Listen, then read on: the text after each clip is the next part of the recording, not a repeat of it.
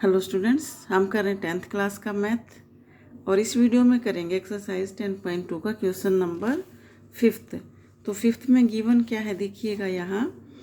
Prove that the perpendicular at the point of contact to the tangents to a circle passes through the centre.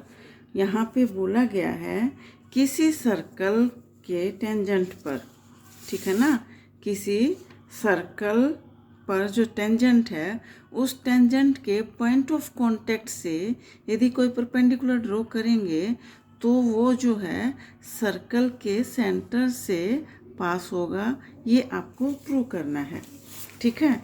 हाँ जी, तो यहाँ देखिएगा ये क्या बोला गया है। यहाँ पे ये सर्कल है, तो सर्कल पे कोई टेंजेंट ड्रॉ करते हैं हम एक।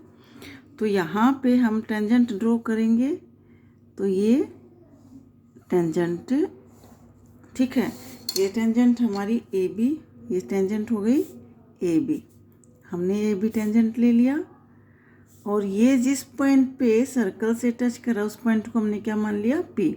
ये होता है पॉइंट ऑफ कांटेक्ट, तो ये सेंटर है, इसको हम ओ ले लेते हैं, ठीक है। तो यहाँ पे कांटेक्ट पॉइंट से टेंजेंट के पॉइंट ऑफ कांटेक्ट से यदि हम परपेंडिकुलर ड्रॉ करते हैं तो ये प्रूव करना है कि वो सेंटर से पास होगा, ठीक है ना। तो वो लाइन सेंटर से पास होगी यदि हम पॉइंट ऑफ कांटेक्ट पे परपेंडिकुलर ड्रॉ करते हैं तो, ठीक है। ये आपको प्रूव करना है इसमें। तो यहाँ पे हम कौन सा मेथड अप्लाई करेंगे, कॉन्ट्रडिक्शन मेथड, यानी कि विरोधाभासी मेथड, ठीक है। तो यहाँ पे यदि हम अगर अलग से कोई पॉइंट ले लेते हैं, यहाँ पे इस पॉइंट के ले लो आप एम, ये एम पॉइंट हमने ले लिया और यहाँ इस पॉइंट से हम पी एम को हम क्या कर देते हैं, ज्वाइन कर देते हैं, ठीक है। इस पॉइंट को हम क्या कर देते हैं, ज्वाइन, और हम ले लेते हैं ये एंगल 90 डिग्री का। ये एंगल तो 90 डिग्री का है ही, ठीक है। हम इसको भी क्या कर लेते हैं, लेट कर लेते हैं कि ये 90 डिग्री का एंगल है। ये जो एम पी भी जो एंगल है ये लेट कर लेते हैं कि ये 90 डिग्री का है, ठीक है ना। तो ये लेट करके हम चलेंगे। तो सबसे पहले आप यहाँ पे गिवन लिखिएगा। गिवन में क्या है, तो सबसे पहले आप लिखेंगे गिवन में जो है वो, तो गिवन में क्या है, यहाँ गिवन में आप लिखेंगे ये सर्कल, एक सर्कल दिया गया है यहाँ पे। तो a circle with centre O, इसका सेंटर क्या है O, with centre O centre के साथ एक सर्कल ड्रॉ किया हम, and a tangent A B. Tangent क्या लिए हैं हम, ए बी, और किस पॉइंट पे टच कर रही है, पी पॉइंट पे। ए बी जो है सर्कल को किस पॉइंट पे टच कर रही है, पी पॉइंट पे, ठीक है ना। इस पॉइंट को हमने पी लिया है। A B touch the circle at P, तो सर्कल को पी पॉइंट पे ये क्या कर रही है, टच कर रही है। तो प्रूव क्या करना है, यहाँ पे हम लिखेंगे टू प्रूव। तो क्या प्रूव करना है हमें, इसको यानी कि पॉइंट ऑफ कांटेक्ट पे जो परपेंडिकुलर ड्रॉ किया है वो हम प्रूव करेंगे कि ये सेंटर से पास हो रहा है, ठीक है।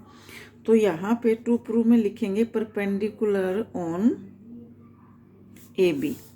टेंजेंट क्या है, A B, perpendicular on A B at P पे, ए बी के पी पे पासिस थ्रू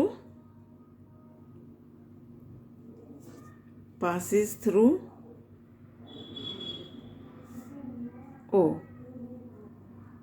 तो प्रूव क्या करना है, perpendicular on A B at P के, ए बी के पी से जो परपेंडिकुलर ड्रॉ करेंगे वो पास होगा ओ से। ओ क्या है, सेंटर, ठीक है ना, ओ से पास होगा। यही आपको प्रूव करना है। तो जो है प्रूफ में देखिएगा हम कैसे प्रूव करेंगे इसको। तो प्रूफ में देखिएगा, यहाँ प्रूफ में हम करेंगे लेट करेंगे। अभी मैंने बोला इसको हम एम पी बी को हम क्या करेंगे 90 डिग्री लेट करके चलेंगे, ठीक है ना। तो प्रूफ में करेंगे let angle M P B क्या है 90 डिग्री है, इसको हम 1 मान लेते हैं, ठीक है। और ये 90 डिग्री है एंगल, ठीक है ना, ये 90 डिग्री है। ओ पी क्या है, आप यहाँ लिखो ओ पी परपेंडिकुलर है किसके ऊपर, ए बी के ऊपर, ठीक है ना, किसके ऊपर है ए बी के ऊपर। ये रीजन में लिख सकते हो आप, देखो ये तो जो ओ पी जो है ए बी के ऊपर परपेंडिकुलर है, क्योंकि ये तो हम प्रूव कर चुके हैं 10.1 थ्योरम में। तो यहाँ आप इसमें रीजन में लिखेंगे radius perpendicular to tangent at point of contact, at point of contact, ठीक है। पॉइंट ऑफ कॉन्टैक्ट पे क्या है, ये परपेंडिकुलर है। या आप ये भी लिख सकते हो प्रूव इन थ्योरम 10.1। 10.1 में ये हम प्रूव कर चुके हैं कि ये जो सेंटर से जो हम रेडियस ड्रॉ करते हैं वो रेडियस जो है टेंजेंट के ऊपर क्या होती है परपेंडिकुलर होती है, ठीक है ना। हाँ जी, तो देयरफॉर जब ये परपेंडिकुलर है तो ये ओ पी बी एंगल क्या होगा 90 डिग्री का होगा। Therefore angle O P B equal में हो जाएगा किसके 90 डिग्री के, इसको आप सेकंड मान लीजिएगा, ठीक है। अब फ्रॉम 1 एंड 2 से क्या हो जाएगा, फ्रॉम 1 हम ये माने हैं, सेकंड ये हो गया, तो फ्रॉम 1 एंड 2 से क्या हो जाएगा angle O P B equal हो जाएगा एंगल एम पी बी के, क्यों ईच 90 डिग्री, ठीक है ना। ये दोनों 90 डिग्री के हैं, बट यहाँ देखिएगा, बट ये जो एंगल है एम पी बी ये तो इससे छोटा है ना, देखिएगा ये इससे बड़ा है। ओ पी बी एंगल इस एंगल से बड़ा है कि नहीं है, ये एंगल तो इससे छोटा है। Angle M P B less than है एंगल ओ पी बी से, ये तो छोटा है। Therefore angle O P B equal M P B नहीं हो सकते, दोनों इक्वल, नॉट पॉसिबल। तो ये पॉसिबल होगा ही नहीं ना कि ये दोनों एंगल इक्वल हों, क्यों ये तो इससे छोटा है ना, ये एंगल इस एंगल से छोटा है, ये जो एंगल है इस एंगल से छोटा है, ये बड़ा एंगल है ये छोटा एंगल, तो इससे छोटा है, तो ये इक्वल तो पॉसिबल हो ही नहीं सकते ना, ठीक है ना। तो इट इज़ ये पॉसिबल नहीं, एक पॉसिबल कब होंगे, ये यहाँ पे रीजन में लिख सकते हो it is only possible, it is only possible. ये कब पॉसिबल होंगे, when O P and M P, O P and M P क्या होंगे कोइंसाइड्स, कोइंसाइड्स का मतलब ये दोनों लाइन जो है ना, ये दोनों लाइन एक दूसरे के ऊपर होंगी। कोइंसाइड्स का मतलब होता है ये दोनों लाइन, ये लाइन इस लाइन के ऊपर होगी, तभी ये एंगल 90 डिग्री का पॉसिबल होगा, ठीक है ना।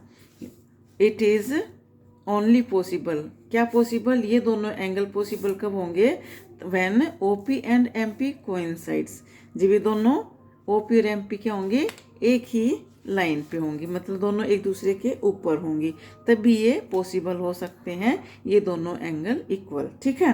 देयरफॉर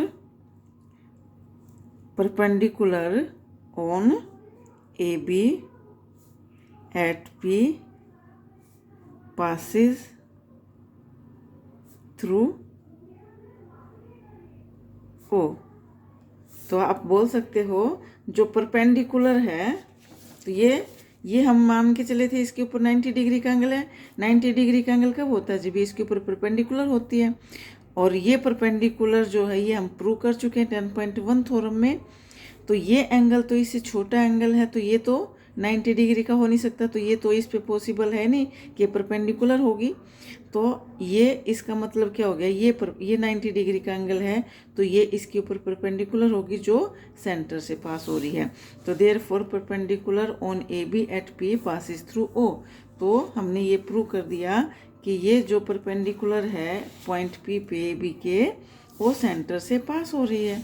ये यहाँ पे प्रूव करना था, जो हम कर चुके, यही प्रूव करना था। तो थैंक यू वेरी मच। अगर वीडियो पसंद आई तो लाइक करिएगा, चैनल को सब्सक्राइब कर दीजिएगा। Thank you very much.